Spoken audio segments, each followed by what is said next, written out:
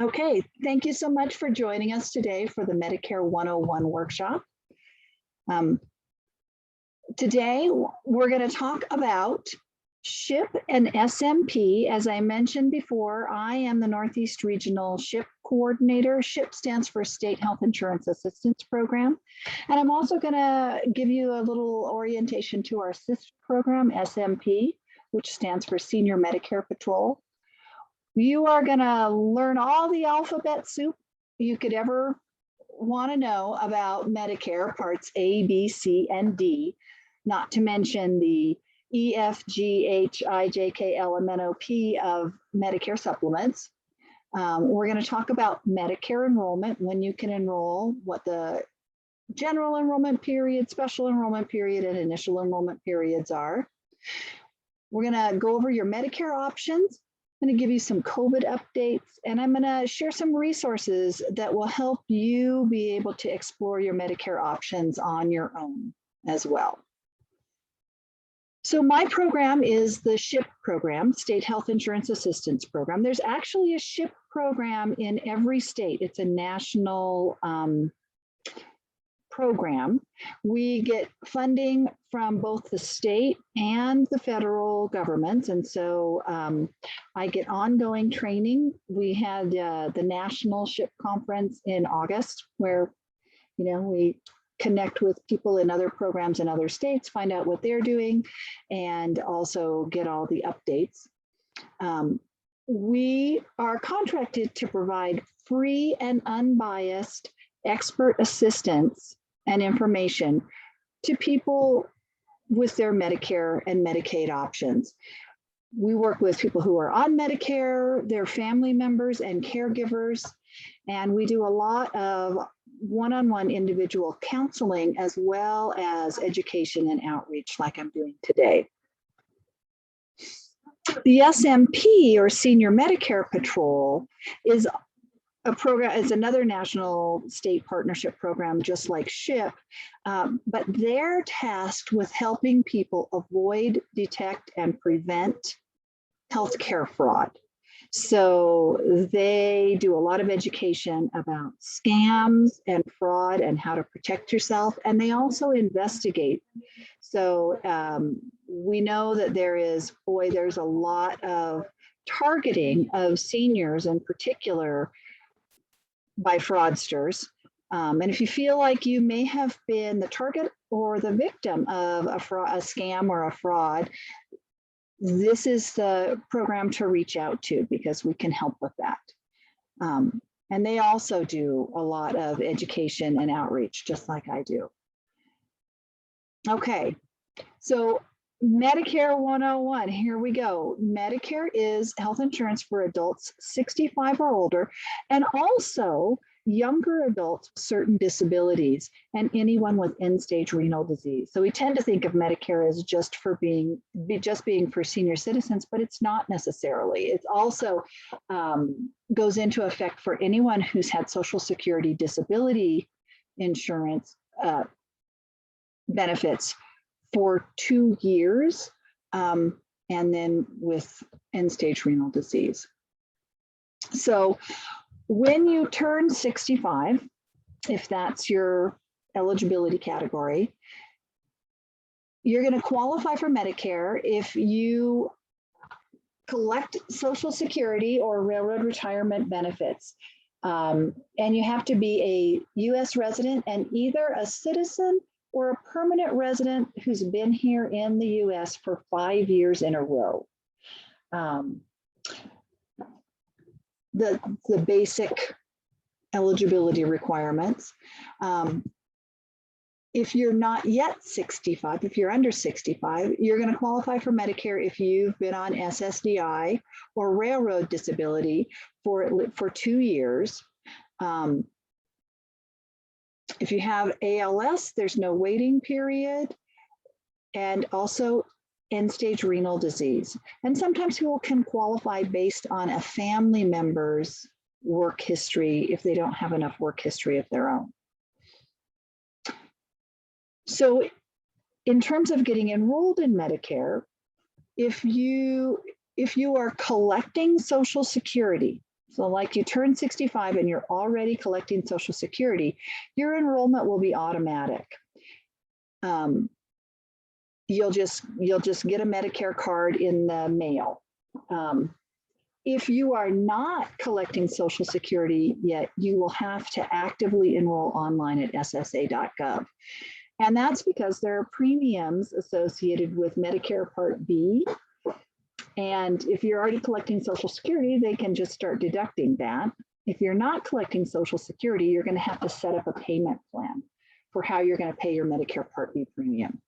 So the initial enrollment period for Medicare begins 3 months before the month you turn 65, includes the month of your birthday, and continues for 3 months after you turn 65.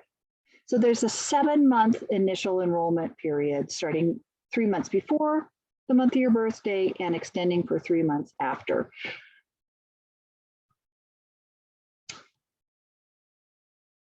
If you miss that for some reason, sometimes, particularly people who aren't collecting Social Security yet, they're kind of expecting to just get a Medicare card in the mail. They don't realize that they have to actively enroll. And they may, sometimes people miss that initial enrollment period. If you miss it, you're going to need to enroll during the general enrollment period. The general enrollment period comes around every year. It's always the same, and it's January 1st through March 31st. If you enroll during the general enrollment period, right now, anyway, they're talking about changing this, but for now, it's still this way. Your coverage does not begin until July 1st of that year. So if somebody missed their initial enrollment period and signed up for Medicare in January of 2022, their coverage would not begin until July 1st, 2022. There's a bit of a gap there. You may also qualify for a special enrollment period. And this generally applies to people who already have their Medicare Part A and Part B. But if you move and you need to enroll in a new Part D prescription drug plan or Part C Medicare Advantage plan, because those are local, you have a special enrollment period so that you can make that change after you move. You also have a special enrollment period if you delayed the onset of Medicare because you were still employed and covered under your active employer insurance. When your employer coverage ends, you can enroll in Medicare. You have a special enrollment period. And then people who are entering or leaving a long-term care facility may also qualify for a special enrollment period. So when you get your Medicare card, this is what it looks like. It's important to note that in, I think it was 2019, they switched over all of the Medicare numbers. They used to be your Social Security number, and now they're a randomly generated ID number that's a mix of letters and numbers, and that is to make your information more secure. You do still, even though this is not your social anymore, you need to protect this information because people who get a hold of your Medicare number can cause you some damage. So we do encourage people to still really protect that information. If you get a Medicare card in the mail, you just keep it and you have Medicare. If you want to refuse it for some reason, the instructions for how to do that are on the back of the card. I hope by the end of today's presentation, you will know who to talk to, that would be me, before you decline Medicare, because it's likely to not be the best decision in the long run. And there may very well be ways around whatever issues you're having that make you think you need to decline that. So.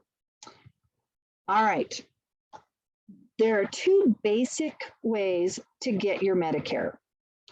Medicare is not one size fits all, it's two sizes fit all. Basically, one option is to opt for what we call original Medicare. If you have original Medicare, you're going to have your Part A hospital coverage, your Part B doctor coverage, and a Part D prescription plan. Those are the basic 3 building blocks. And then you may or may not add a Medigap or Medicare supplement policy. The way original Medicare works is you're buying your insurance directly from Medicare with your Part A and Part B. And so you can go to any doctor in the United States who accepts Medicare. You don't have to worry about networks, prior authorizations, referrals. If the doctor takes Medicare and you want to go to them, Medicare will cover it. Medicare pays 80%. The people enroll in the Medigap policies because the Medigap policies pays up to 20, all or part of your 20%. And what happens with this type of coverage is you're going to have higher monthly premium costs because you're going to have your Medicare Part B premium, which in 2021 is $148.50. You're going to have the premium for your Part D prescription drug plan. And those vary wildly. They're anywhere from like $6 up to close to $100, depending on the plan. And then you'll have the premium if you decide to enroll in a Medicare supplement of that also. And those tend to be a little bit on the pricey side. There's a lot to think about when you enroll in a Medigap policy, and we do help people with that. So you can get SHIP counseling to help you make that decision. So with original Medicare, you're going to have a higher monthly premium burden. But the flip side of that is when you get your health care, you're going to have low to no out-of-pocket costs because Medicare pays 80% of covered benefits, and your Medigap policy is going to pay all or part of your 20%, depending on which plan you select. The people who tend to prefer original Medicare, generally speaking, I've talked to hundreds easily of people at this point. They tend to be people who maybe they plan to travel in retirement, and it's pretty easy to get healthcare anywhere in the country since you don't have to worry about networks. You can just see any doctor that accepts Medicare. Also, people who prefer to be able to research whatever health condition they're facing and find the best doctor to treat that and want to be able to just go there without having to work within a plan's rules. Those people for whom those things are really important in their healthcare tend to be most satisfied with original Medicare. Original Medicare does not include any dental, vision, or hearing coverage. So there are standalone dental, vision, and hearing policies available in New Mexico, but of course that would be more additional premiums, raising that monthly premium burden again. So that's kind of generally how original Medicare works. The other possibility for how to get your Medicare coverage is to enroll in a Medicare Advantage plan. This is also referred to as Medicare Part C. And with a Part C plan, it bundles together your Part A hospital coverage, your Part B doctor coverage, and your Part D prescription drug plan into one policy that's issued through a third-party insurance company. And you would basically be joining an HMO or a PPO. For most people, this kind of coverage is very familiar because that's pretty much how all employer insurances work. You do have to get your healthcare within their network and follow the plan's rules and guidelines for coverage. The Medicare Advantage plans tend to have a lower monthly premium. So your monthly premium burden is going to be lower. You're going to have your Medicare Part B premium, and you're going to have whatever the premium is for your plan. And those vary wildly, everywhere from no additional premium up to like $200 a month. It depends.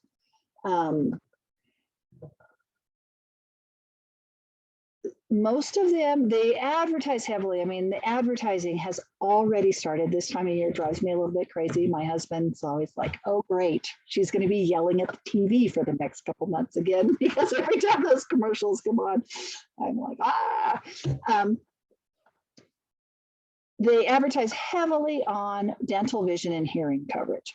You have to be extremely careful before you enroll in a Medicare Advantage plan to make sure you're really getting what you think you're getting with the plan. Often they'll, the sort of the face sheet, the initial information you see will have a nice big green check mark next to dental, vision, and hearing. And then when you delve into the details a little bit deeper, you find that you only have the full dental coverage if you purchase an additional package, or it only offers preventive dental, which is like a cleaning and an exam, but doesn't offer any comprehensive dental. So that's just something to be very careful about. The flip side of the lower monthly premium for Medicare Advantage plan is that you have copays for every service that you receive. And they vary enormously from plan to plan. So this is definitely one of those situations where I'm going to show you how to get that information directly from Medicare, information about the plans, but you're also welcome to call us. We in the SHIP program, this is one of the services that we provide for people, helping you explore plans and really find out what your options are. So basically, Original Medicare has really the most freedom of choice and flexibility, no dental, vision, or hearing, higher monthly premiums, but low to no out-of-pocket costs. And with a Medicare Advantage plan, if you shop carefully, you can find a plan that does include vision, dental, and hearing benefits, has lower monthly premiums, but you are going to be paying out of pocket for all of the care that you receive in terms of copays. And you do have to get your health care within their network, so it does limit your choices. It's also very important, if you're looking at Medicare Advantage plans, to make sure that if there are doctors that you want to continue to see, that the plan that you select is in their network, or they're in providers for that network, because otherwise you may end up having to find doctors. Okay, so what do all these letters mean? Part A is the hospital part of the coverage. It covers your inpatient hospital stay, skilled nursing facilities, the first 3 pints of blood, should you need that, home health care. I always make sure to let people know that the home health care benefit under Part A generally includes acute post-operative or post-health event needs for in-home physical therapy, wound nurse, occupational therapy, that sort of thing, and not the personal care services. Somebody to come in and do light housekeeping, shopping, errands, that sort of thing is not generally covered under Medicare Part A. And then hospice care. That's also a Part A benefit. Most people don't pay a premium for Medicare Part A. If you paid into the system for at least 10 years, Part A is going to be free.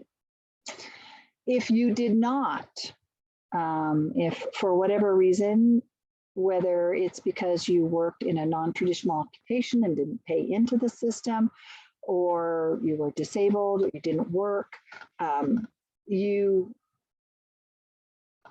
can get Part A with a premium. The premium is really expensive. It's over $400 a month.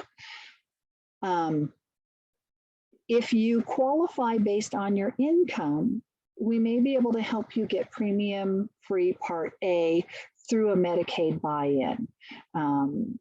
So I always encourage people who are not eligible for free Part A to call us and see what we can do to help, and see if we can find a way for you to get the premium-free Part A.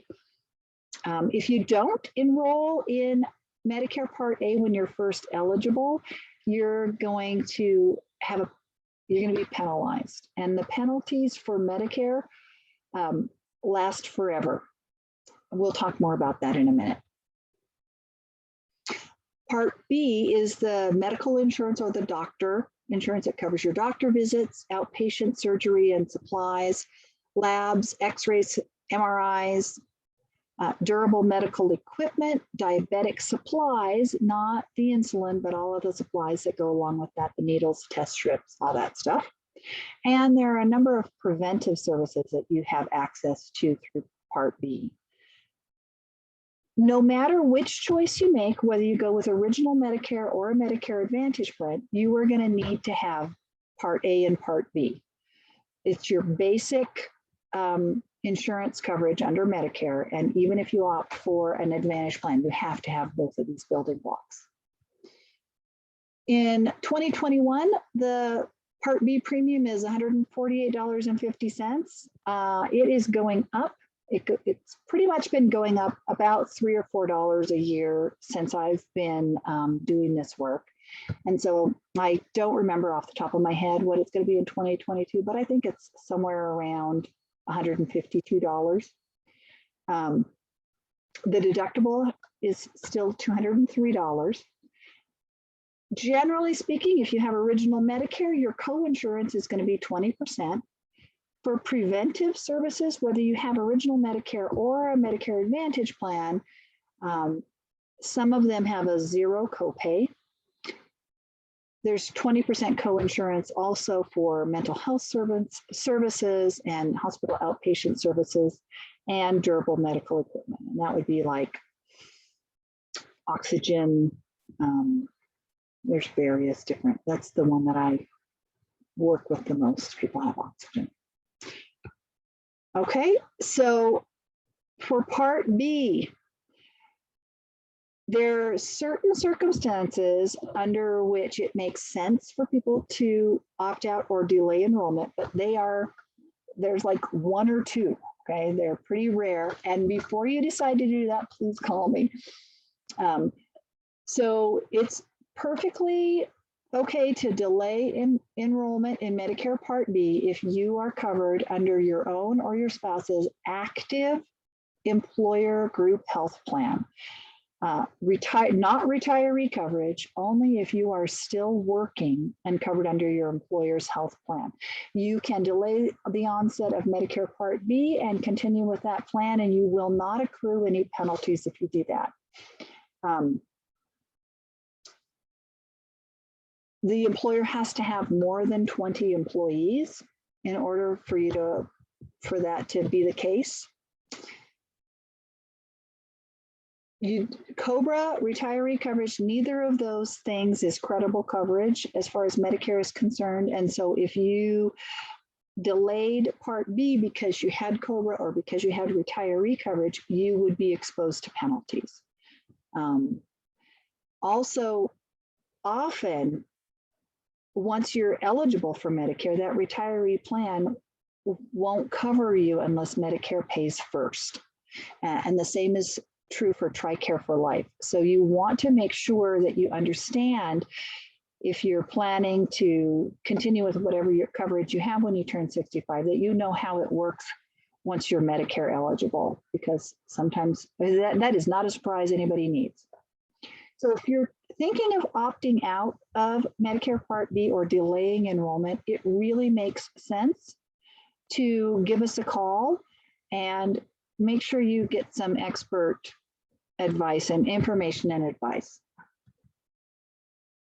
So the Part B late enrollment penalty for people who miss their initial enrollment period or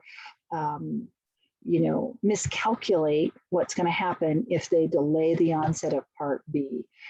The premium goes up for 10% for each 12-month period, and you pay that additional penalty for the life of your coverage. So right now, let's just do the easy math. That would be $15 a month. So instead of $150 for your premium, you would be paying $165. And you'll keep that additional $15 a month as the premium rises, which if recent experience is any indicator, it'll continue to do about $3 to $5 a year. So if you have 1 year's worth of penalties, that's no fun, but it's doable. But if your penalties, if you have 3, 5, 10 years, 10-year penalty, you're going to double your premium. So it's just, I mean, you want to try to avoid those penalties if possible. Okay. The special enrollment period for Part B, if you didn't enroll in Part B when you were first eligible because you were still covered under your active employer insurance, you have 8 months after your employer insurance ends to get yourself enrolled in Part B.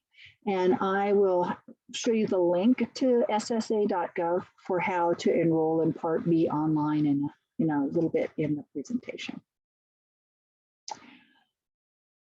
So you don't want to opt out if you're planning to enroll in a Medigap policy or a Medicare supplement. You have to have Part B to enroll in an Advantage plan as well. If you are depending on TRICARE for life, if you're a retired military, you have to have Medicare Part A and B. And if your employer plan, your retiree plan requires Medicare to be first payer, which is frequently the case. Okay, before we start talking about prescription drug plans, that was a whole heck of a lot of information about how, the Medicare basics work. Does anybody have any questions before we move on?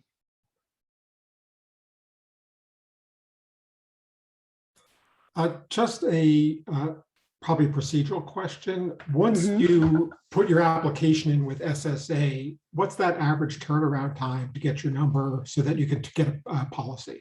Right.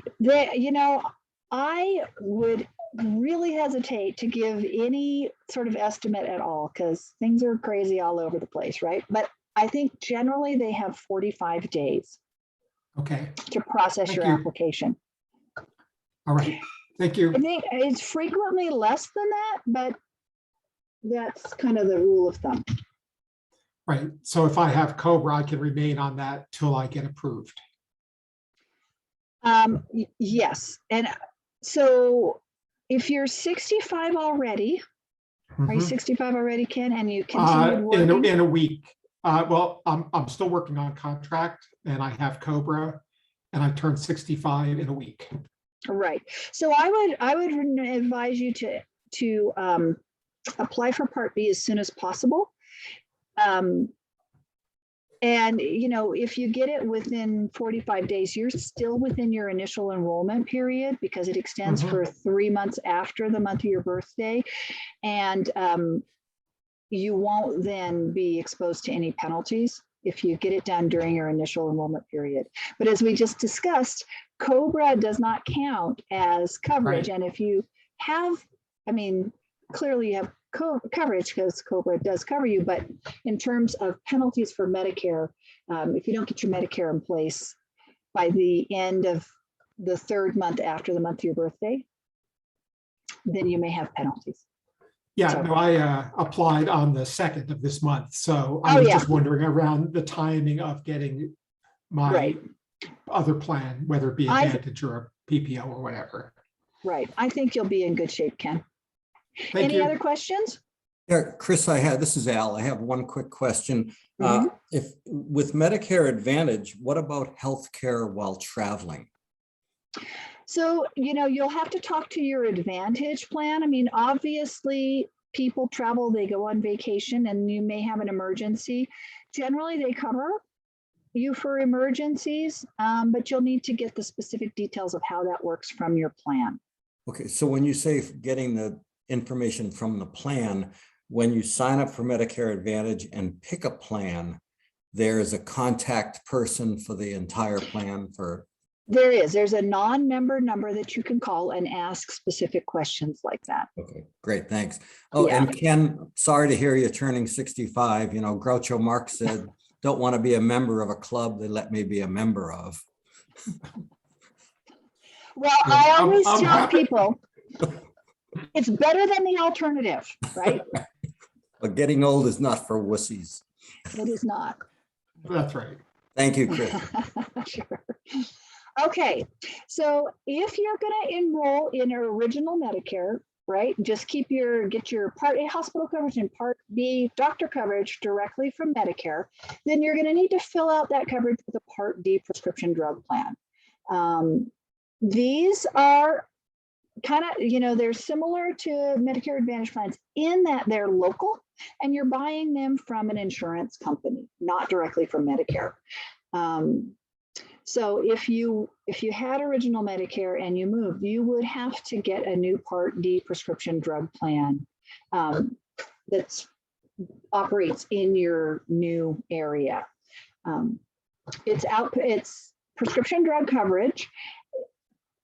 You buy it through a private company. It's really, really important to make sure you understand how whatever drug plans you're considering cover the medications you're currently taking. The covered drugs and formularies vary wildly per plan. I mean, wildly. So we're gearing up. I'm going to do this for the next 2 months, October 15th through December 7th. That's pretty much all we do is help people look at prescription drug plans and Medicare Advantage plans and get an idea of how that's going to cover them for their prescription drugs and their health conditions before they enroll. So you definitely want to input all of your medications into a plan finder or work with someone like one of our SHIP counselors who can help you do that so that you understand how whatever plans you're looking at are going to cover your medications, because I'm telling you, there's just huge variations in cost by plan. People will often call me and they'll have a specific plan in mind because they've heard about them. A friend has told them this is a good plan, or they've had prior experience with the insurance company and they think it's good. And I always encourage people not to start there, but rather to start with, what are my medications? What are my needs? And then what's going to best fit me? Because your satisfaction with your coverage is going to have a lot more to do with how, what that's going to cost you than what company it is 90% of the time. And if you have issues with your Medicare Advantage plan or prescription drug coverage, prescription drug insurance company covering your needs, then we are here to help you sort those out also. So in order to get a Part D prescription drug plan, you have to have either Part A or Part B. I hope you have both, but sometimes people don't have one or the other. You don't have to have both in order to get a Part D prescription drug plan. You just have to have one of those building blocks. Like I said, they're local. You have to live in the service area. And again, if you go through some period of time without prescription drug coverage, you are going to have penalties when you do enroll.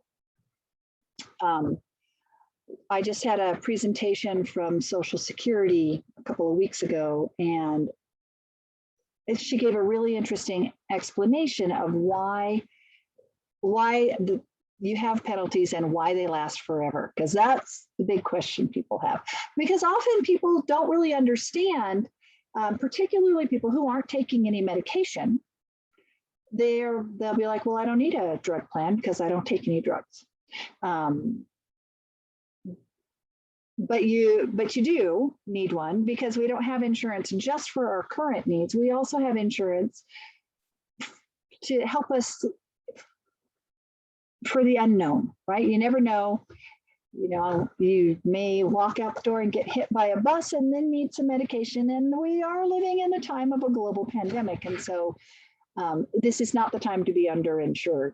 So I really encourage people, even if they're not currently taking any medications, to go ahead and sign up for a Part D prescription drug plan, not just because, you know, it's kind of the safer thing to do for your potential future needs, but also because you don't want to expose yourself to those penalties. The penalties are not as high as for the Part B, but you know, they are forever. So for the Part D plans, the maximum deductible that Medicare allows is $415. Plans vary wildly on the deductibles that they charge, everywhere from a $0 deductible up to the maximum. The monthly premium, the average, national average base premium is $33.06. This is what's used to calculate the penalty. But I've seen premiums, as I mentioned before, everywhere from, I think the lowest one that I've seen is $6.22 all the way up to over $100. And then the co-payments and co-insurance for your prescriptions depends on your prescriptions and the plan. There's, again, just a wild amount of variability. I've worked with couples where the husband and the wife ended up with different plans because based on their medications, one plan did not fit both of them. And so it really does make sense to look at the details when you're selecting a Part D plan and not just assume that the same plan is going to be a good fit for both people. So the penalty for late enrollment in Part D is 1% of that national base premium multiplied by each month you're not enrolled. So I worked with somebody last year who became Medicare eligible like in June, and she got enrolled in a plan, but she didn't realize that she needed to enroll separately in a Part D prescription drug plan. So by the time she figured this out, it was September. She was out of her initial enrollment period. So she couldn't enroll in a new plan until open enrollment, which is every year from October 15th to December 7th. So I helped her get enrolled in a plan during open enrollment. So that started January 1st. So she ended up having about 6 months. And, you know, unlike the Part B premium in there, it's not a full year, every month counts. So she had 6 months of a premium, but that was 33 cents times 6. So she was, you know, it wasn't a prohibitive penalty for her. The longer you let it go on without a prescription drug plan, the higher that premium gets, and that's added on to your premium forever. So you want to avoid those, even though, especially if you just have a small gap like that, it's not going to be too bad. Any questions about the prescription drug plans before we go on to talk about Medigap? I mean, yeah, Medigap. No? Okay. So as we mentioned before, if you opt for original Medicare, which is the A, B, and D, you may want to add a Medigap or a Medicare supplement policy. Medicare, with that type of coverage, Medicare pays 80% and you're responsible for 20%. The Medigap policies cover all or part of your 20%. There are a bunch of different Medigap policies. I'm going to show you a little chart in a minute, and they each have different benefits. So it's important to really understand what your Medigap policy is going to cover, how it covers it before you enroll. And they really vary. There's a lot of variation. And again, a lot of times people will start with a company like, I'm interested in an AARP supplement. And I always back them up because I don't care who offers you the Medigap policy. What matters is which policy you chose. The letter identifier of the policy explains what your benefits are. The benefits are set by Medicare. They're going to be standard no matter who offers the policy. And Medigap policies are pretty straightforward. If Medicare pays their 80%, your Medigap policy is going to pay the other 20% or whatever portion of that is covered by the plan you selected. Period. You don't have to, I mean, it doesn't matter which company you get the plan from, that's what it does. If Medicare does not cover the service, neither will your Medigap policy. The Medigap policy is there only to pay the 20% not covered by Medicare. It doesn't offer any additional benefits that aren't covered by Medicare. Sometimes people are confused about that. They think their supplement is going to give them extra benefits that Medicare doesn't cover, and it does not. All it does is pay that 20%. And here's just kind of a quick, you're not going to be, this is not going to, you're not going to be able to really see this very well, but if you go to medicare.gov, and I'm going to give you the link in a minute, it's just medicare.gov, right?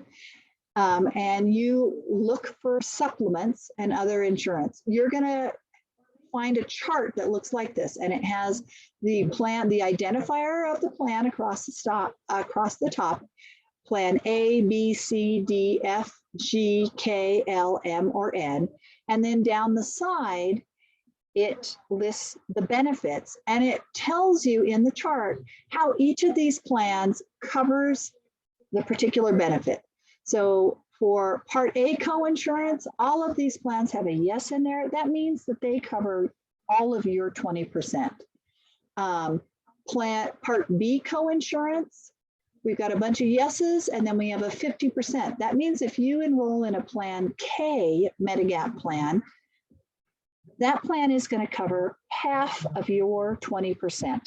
So if you went to a doctor's visit, the doctor's visit cost $100, Medicare is going to pay $80, your plan's going to pay $10, and you're going to pay $10, right? That's kind of how that coverage works.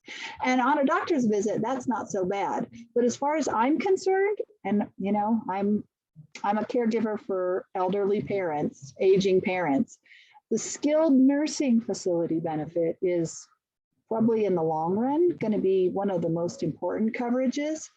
50% of your 20% of a nursing home stay is going to be substantial, right? So you want to look, plans A and B don't cover skilled nursing facility at all.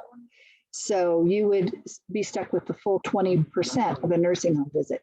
So it's really important to look at the benefits and see how each plan covers them, and then select your Medigap coverage based on the Medigap plan A, B, C, D, F, G, K, L, M, or N that has the coverage that you want, okay? There is a lot of information on Medicare.gov that is pretty user-friendly about how to compare Medigap policies.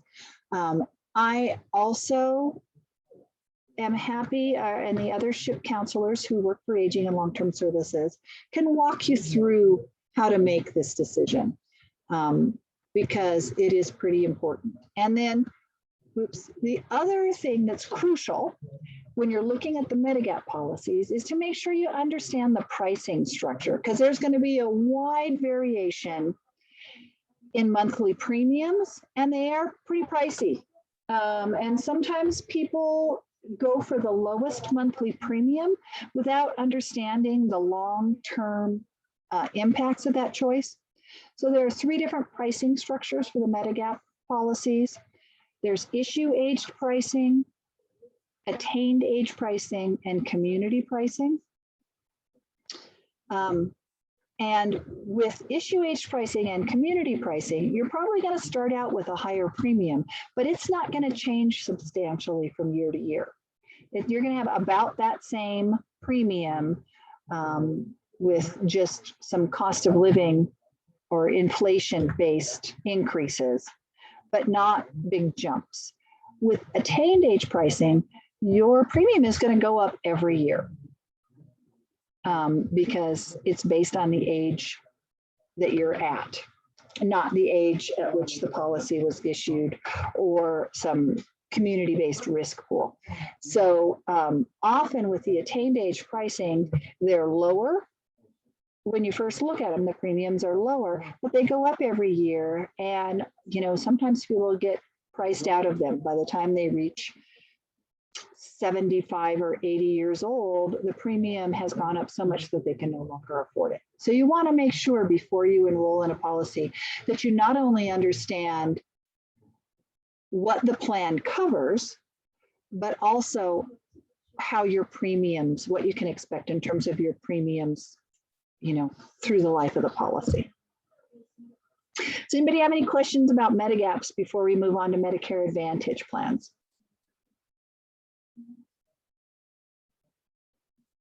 The main thing that I want you to take away from today's presentation is, if you have questions,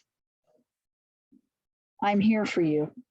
You can contact me via email, you can call me, you can call the Aging and Disability Resource Center at 800-432-2080 and speak with a SHIP counselor there, and we can help you walk through any of your individual questions or questions about your particular circumstances. Ken? Yeah.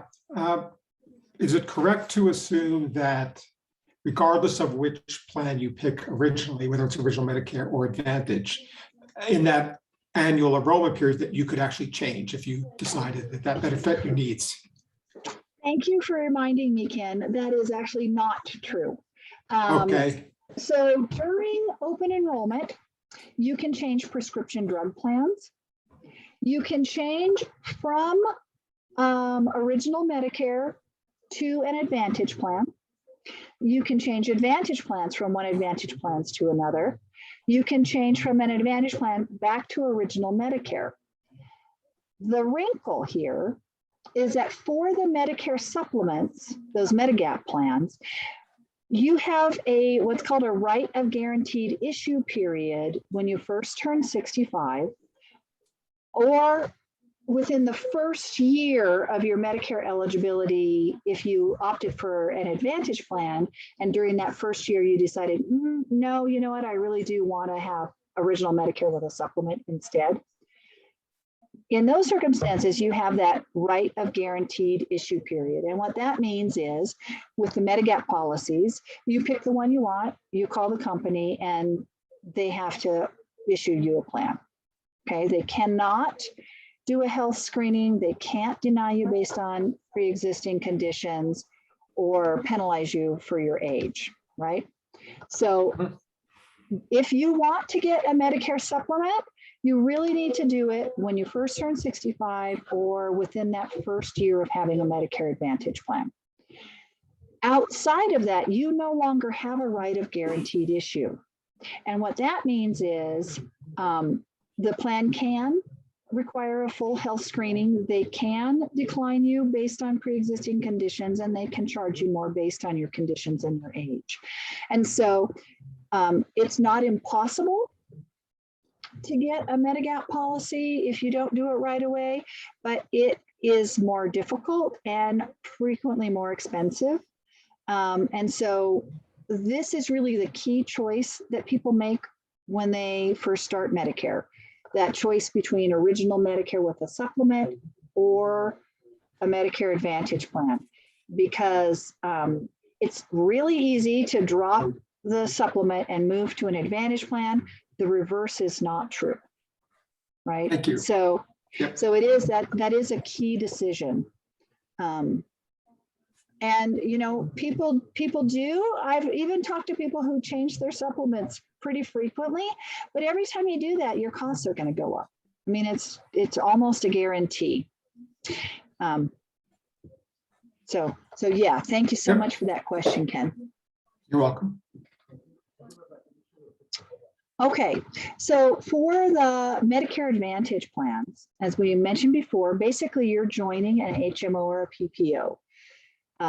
It is a lot of times people say, no, I don't have Medicare, I have Presbyterian. I'm like, well, yes, that is your Medicare. Okay, it is still a Medicare plan. It's just contracted through that third-party insurance company.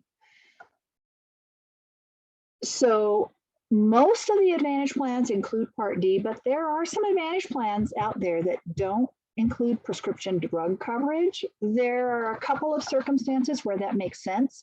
Some retiree plans offer prescription drugs as a continuing benefit to their retirees, and in that case, you probably don't need the prescription drug coverage. Some people who have healthcare through the VA or Indian Health Services get their drugs that way, and they don't necessarily need a Part D prescription drug plan, although we always really encourage people in those circumstances to get a Part D plan anyway, because it really helps preserves the resources in the VA and Indian Health Services system, because they can charge Medicare for the drugs that they provide to their members. So if you look at the Medicare Advantage plans, you need to double check and make sure that they do include prescription drug coverage, because not all of them do. That's a little warning there. In order to enroll in an Advantage plan, you have to have both Part A and Part B. You have to have, you have to live in the plan service area. So if you're moving, if you currently have a Medicare Advantage plan and you move, you're probably going to need to at least check with your plan to see if you're still in their service area and potentially enroll in a new Medicare Advantage plan if you're not. And actually I need to update this slide. There are a number of plans that do provide service to people who have end-stage renal disease. You can now get a plan, an Advantage plan, if you have ESRD. The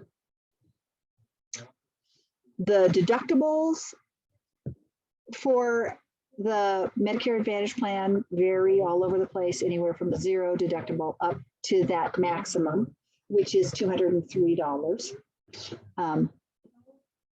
The monthly premium, again, varies wildly.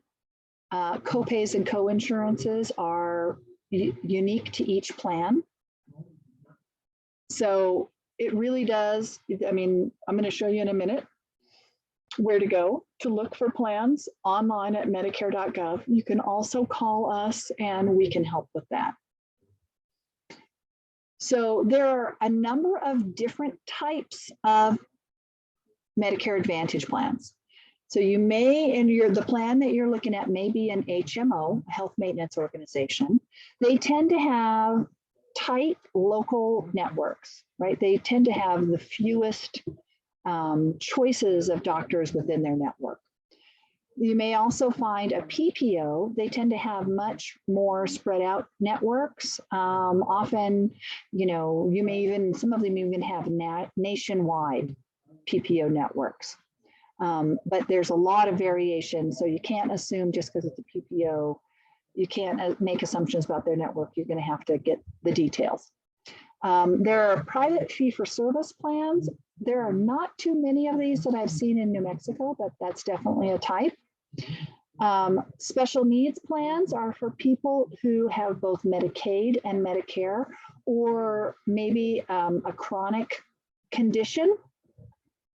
There are certain specific plans that have particular benefits that are relevant to people with a particular chronic condition. And then the medical savings accounts, which again, you know, operate quite differently than either an HMO or a PPO. The minimum coverage is set by Medicare A and B. Whatever Medicare A and B covers has to be covered by the Medicare Advantage plan as well. They may include additional benefits such as vision, hearing, and dental. Some of them have Silver Sneakers gym membership included. Some have an over-the-counter drug benefit. These are the ones that I hear about most often from people. They love those. Particularly the over-the-counter drug benefit, where you just get a certain amount of money that you can spend on whatever pharmacy supplies, supplements, things that aren't covered under the drug plan. People really find that attractive.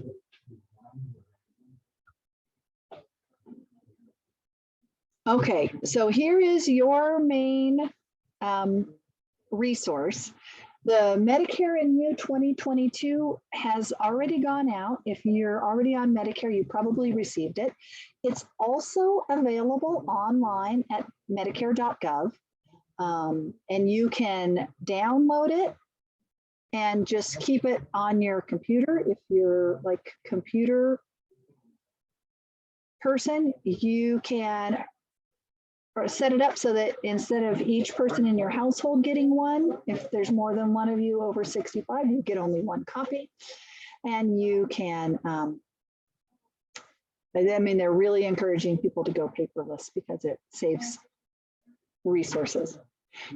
So if you go on, I really encourage people to create an account on medicare.gov.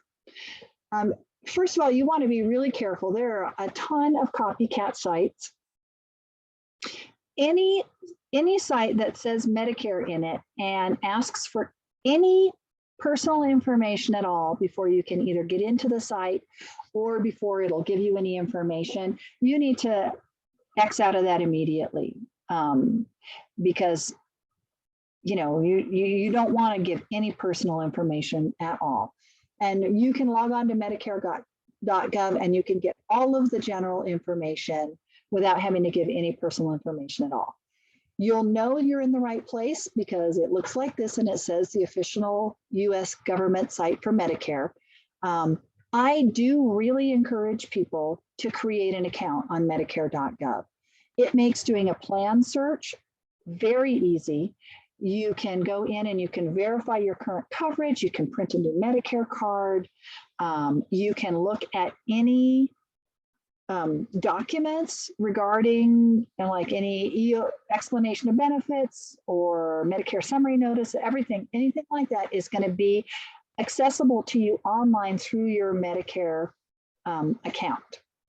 So yeah, I think it's a very good thing. And I mean, one of the ways that this is super useful is for family members who are assisting their elderly loved ones with their medical care and issues. It really, I mean, often you're trying to help a loved one, particularly if they're beginning to show some cognitive decline. And this way, you know, you avoid all the confusion and you can get the information directly that way.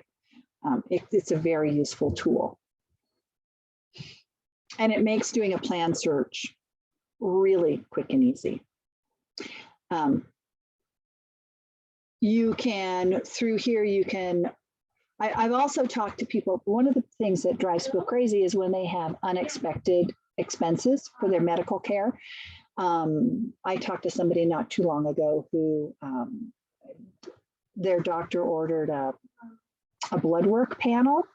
And it turned out that this is something that Medicare only covers once every 5 years, unless it's an emergency situation.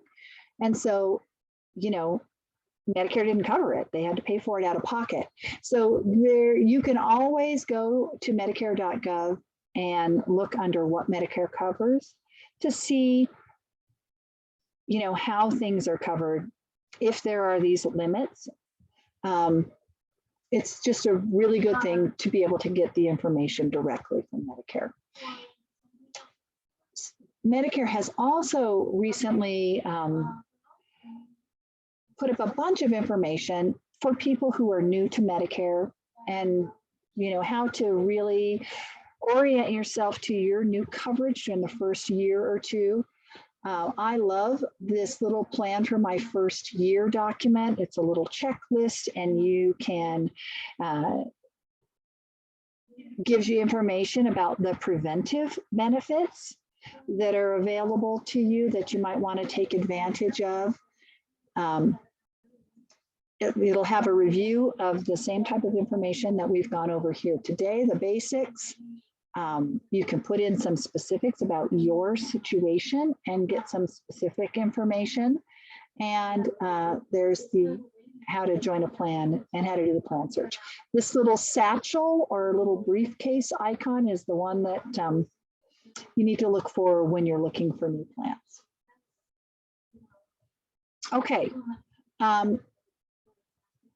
Any questions about sort of Medicare.gov and the information you can get there, how that can help you with your Medicare decisions before we move on?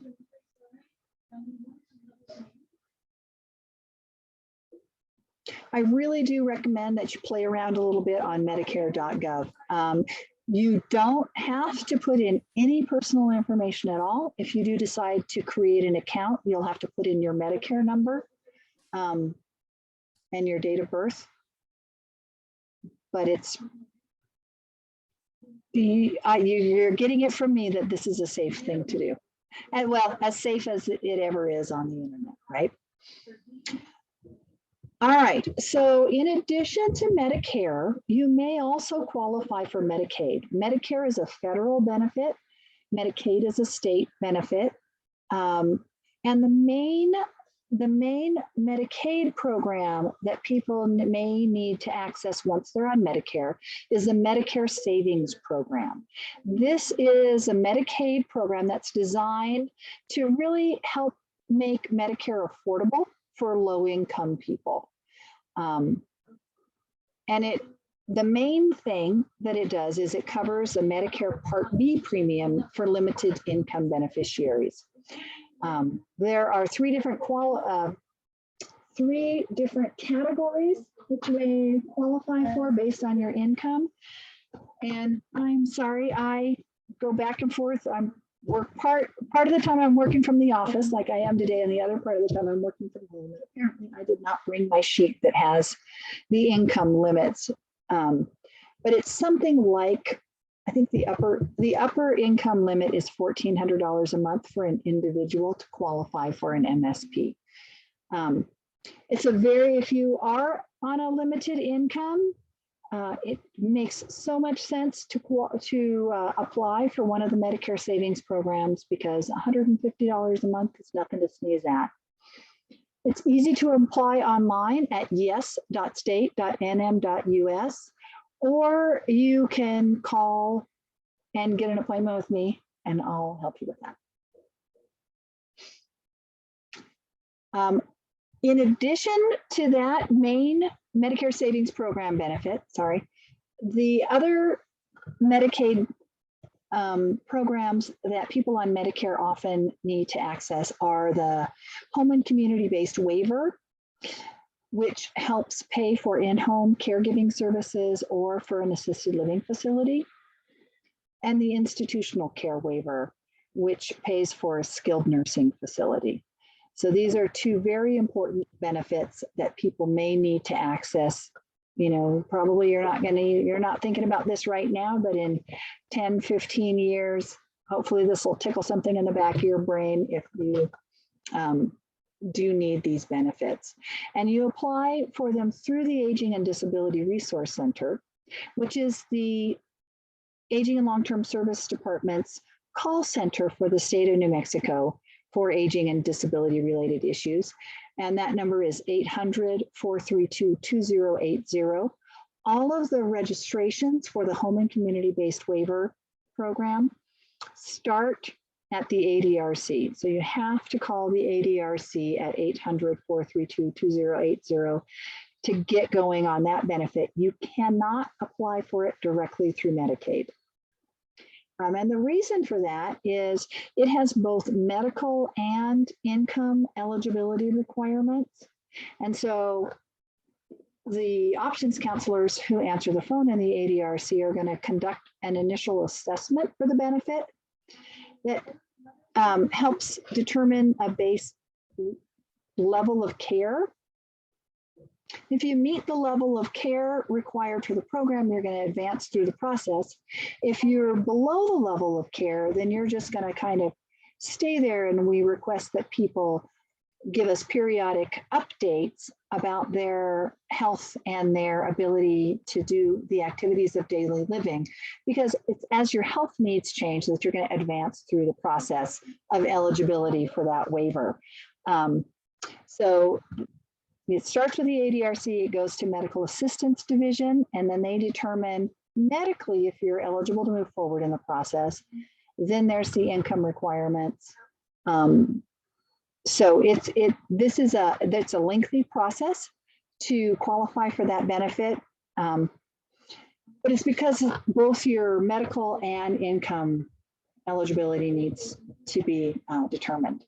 With the institutional care waiver, you can't apply for that particular benefit until you're in a skilled nursing facility.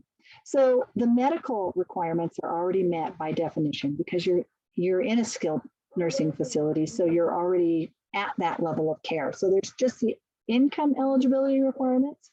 So for that benefit, you can apply directly from Medicaid.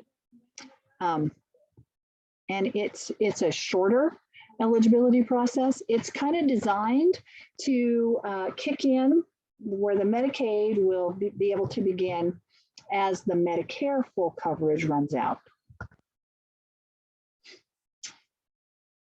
So for people on limited income, there are basically 3 Medicaid programs that you're gonna want to think about. One is the MSP that helps pay the Medicare Part B premium.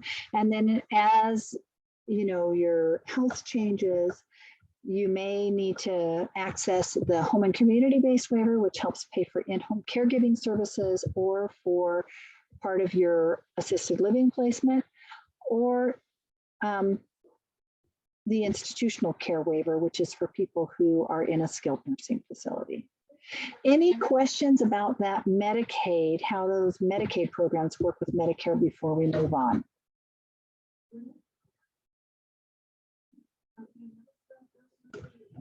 Okay, keep this in mind, not just for yourself, but for family members and friends who may have different health conditions or be older than you. It's really important to know where to start if you need these benefits. And if there's only two things you remember from this presentation, one is if you have questions about Medicare, get in touch with Chris. Again, my email address is chris.winterode@state.nm.us. My direct work cell phone number is 505-470-4443. And number 2, if you have any questions about anything, call the ADRC. It is the call center for the Aging and Long-Term Services Department, and the number is 800-432-2080. It's the starting place for the home and community-based waiver, and they answer questions about really anything. And what the ADRC does, when you call, you'll get an options counselor on the telephone, and they do a lot of registrations for the home and community-based waiver. But they also connect people with resources in their local area for whatever issue they're having. So they help people with just like anything under the sun, transportation issues,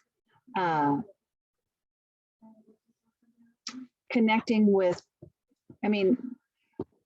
it can literally, when I was working on the phones in the ADRC, I helped somebody who wanted to get her dog registered as a service animal.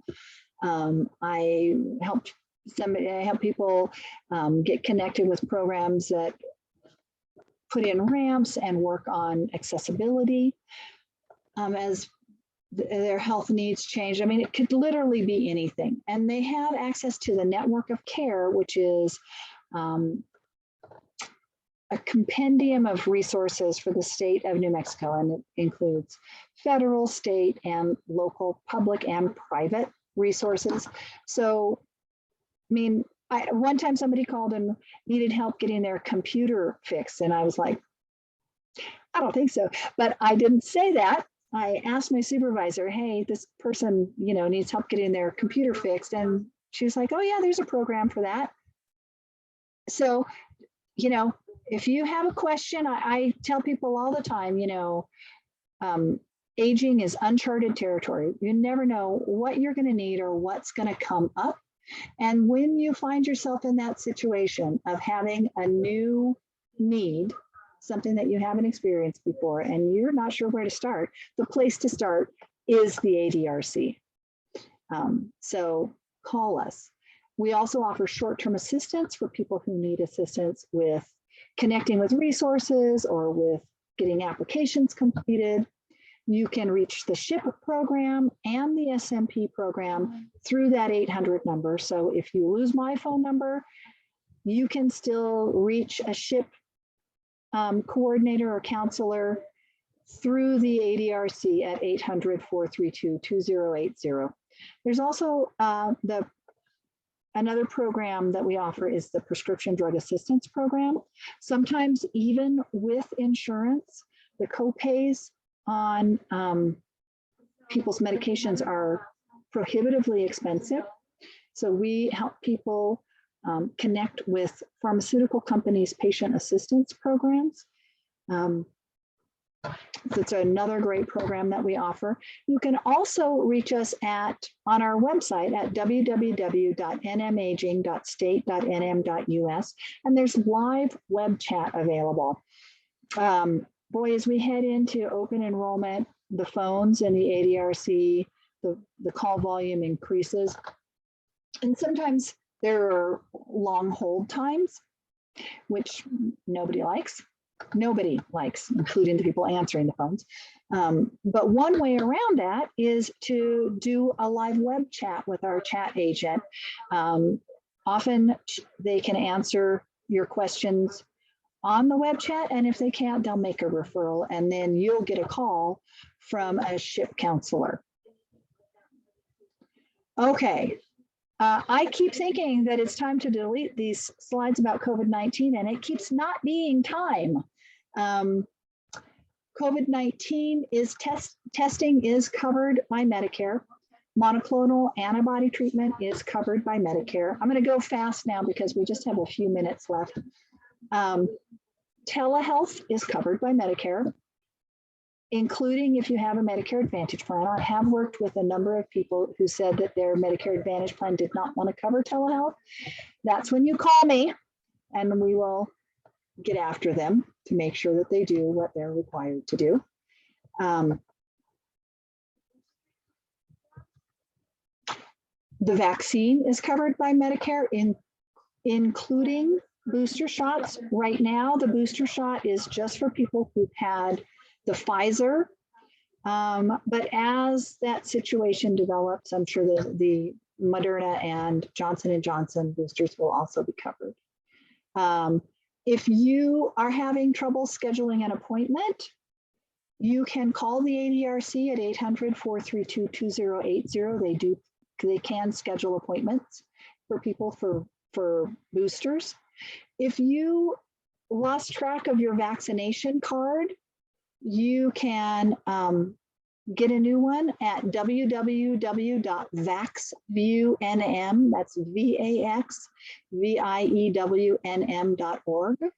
I've given that to so many people, including my son, who lost his ARG. Okay. And the vaccine is fully covered by Medicare, no matter what type of coverage you have. If you haven't gotten that yet, I highly encourage you to use your Medicare coverage to do so. During the public health emergency, you can get 3 months supply of your medications from the pharmacy. Normally, the drug plans will only give you 3 months supply through mail order, but during the public health emergency, you can pick up a 90-day supply of your drugs from a pharmacy, unless they are, in a certain category of drugs that you can only get a limited supply at a time. Okay. Oh boy, I need to take that out. That's passed. All right. Does anybody have any questions?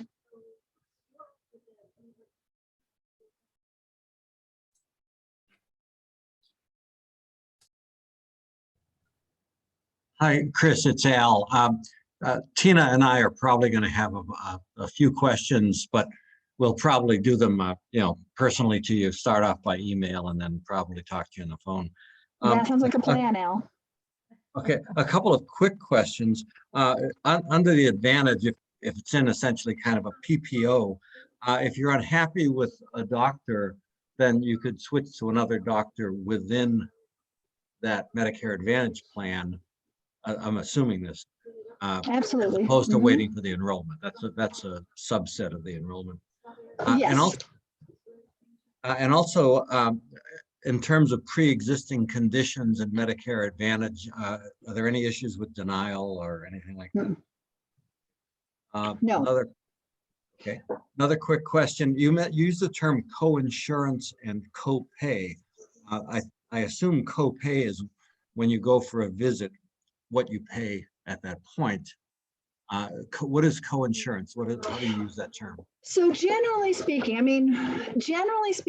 co-insurance, they're fairly interchangeable. With original Medicare, Medicare pays 80%. Your 20% is usually referred to as your co-insurance. I see. And Medicare Advantage plans usually use the term co-payment, but sometimes they say co-insurance too. So they're fairly interchangeable. Okay. Yeah. And all of my questions offline will be about the overlap, since I'm leaving an HMO here in California and moving to probably Medicare Advantage in New Mexico. But I have to kind of learn more about what's available before I can ask. Absolutely. And so I would really recommend that you get in touch with me either by email or phone, and we'll set up an appointment and we'll talk about your specific situation. I'll be happy to do that. Any other questions? Yeah, I have a quick question about medical savings accounts. How does that work?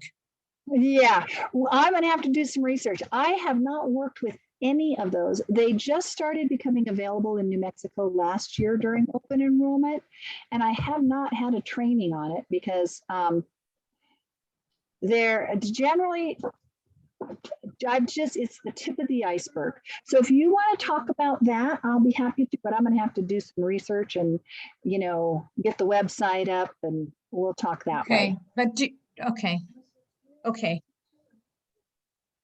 I have heard, I know there are some changes coming at the federal level, but are there also changes that you know about that are coming at the state level? And I may not know enough to even ask that question. So. Medicare is a federal program. What it covers is set by Congress. So there aren't state level changes. What particular drug plans and advantage plans are available varies geographically. But what Medicare covers and what it's required, all that's not set by states, that's set by Congress. And personally, I am not holding my breath on those changes. Okay. Thank you very much. It's very informative, and I know now where to go to get more information, and then I'll be in touch about specific questions we have. Absolutely. Thanks again. You're welcome. Here again is my contact information. You're more than welcome to reach out to me either by email at chris.winterode@state.nm.us or by phone at 505-470-4443, or you can call the ADRC at 800-432-2080. If you say that you saw my presentation and you want to get in touch with me, they'll send me an email and I'll reach out to you. And also, again, through web chat on our website, www.nmaging. Chris, this is Al again. You mentioned that this will be on the YouTube channel once you put it up, and there are other things. What do I search for on YouTube to find your channel? New Mexico Aging and Long-Term Services Department. And I have up here, yep, the slide for follow us on Facebook if you are so inclined, and it's working. We do have a Facebook page, and we put up events and information all the time. I'll put in a slide about our YouTube. I don't have one in the presentation now. And then, of course, there is a survey that if you would like to complete it at SurveyMonkey, it's www.surveymonkey.com/r/ACLED. I really do appreciate your feedback on the presentation today. And we are finishing right on time. Are there 4 minutes worth of questions left out there? Or did I make your brains explode? And you're going to need to kind of neaten them up into a little pile and then contact me later with your questions. Both things are okay. Yes. Just, Thank you. yeah, all that information. Just again, another pragmatic question. Once I get my number, is there kind of a turnaround time by the plan providers where they have to enroll you? In other words, if I put my application in by the 15th, am I going to be good for the next month? Yes. Okay. Coverage generally starts the first day. So like during your initial enrollment period, let's say you're turning 65 in October, you get your Part B in November, right? And you enroll in a plan in November, it should start December 1st. All right, thank you. Special enrollment period. Mm-hmm. So like we're moving. Mm-hmm. So what we have 3 months after we move. So you have 3 months after you inform your plan, right? And then you have the month that you informed your plan plus the 2 months following. Okay, that's you. Thank you. Thank you. Hey, thanks a lot, Chris. Great. You're great stuff. welcome. It's my pleasure. Yeah, thank you. You're welcome. Good luck, Ken. Yep. Let me know if you have any issues. I will. Yeah, my wife saw you at Oasis and said you knew it all, and it's true. Oh, great. That's so great. I love that cross seating there. That's wonderful. Yep. All right. Thank you. All right. Take care. And if anybody else has more questions, please don't hesitate to reach out to me either via email or phone, or you can call the ADRC at 800-432-2080. And I am going to go ahead and stop recording and log off now. I should have stopped recording before.